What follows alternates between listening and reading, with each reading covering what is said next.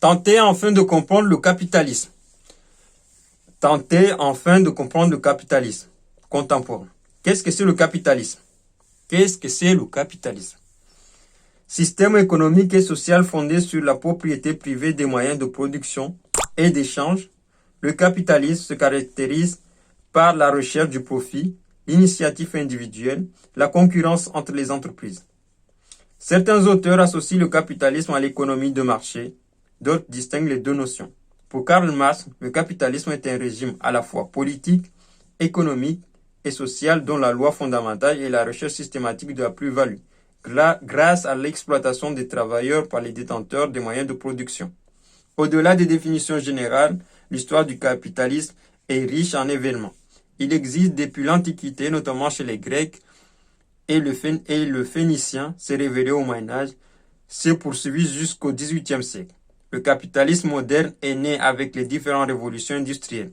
D'abord et longtemps familial, et donc paternaliste, le capitalisme moderne a évolué vers un capitalisme d'actionnaires, anonyme tourné vers des finalités de rendement et de profitabilité.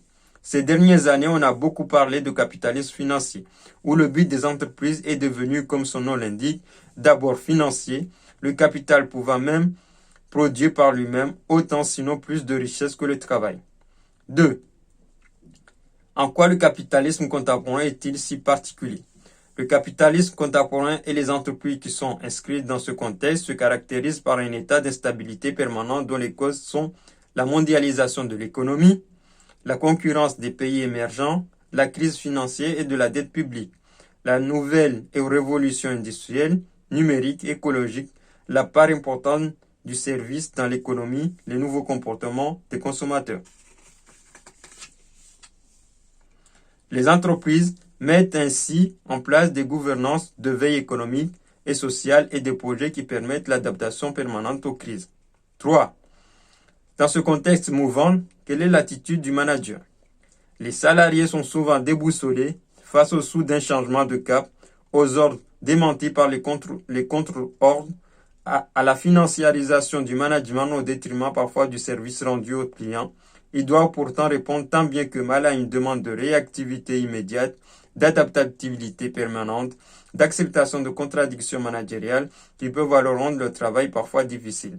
D'abord parce que peu compréhensibles par eux-mêmes, ils peuvent aussi craindre légitimement pour la pérennité de l'emploi, donc la stabilité n'apparaît plus comme garantie. Il s'agit alors pour le manager dans ce contexte de crise récurrente de mobiliser au quotidien les équipes pour leur faire atteindre les résultats. Certes, nécessaire, mais en leur expliquant avec patience les perspectives en donnant du sens au travail sans quoi toute quête de résultat peut paraître absurde.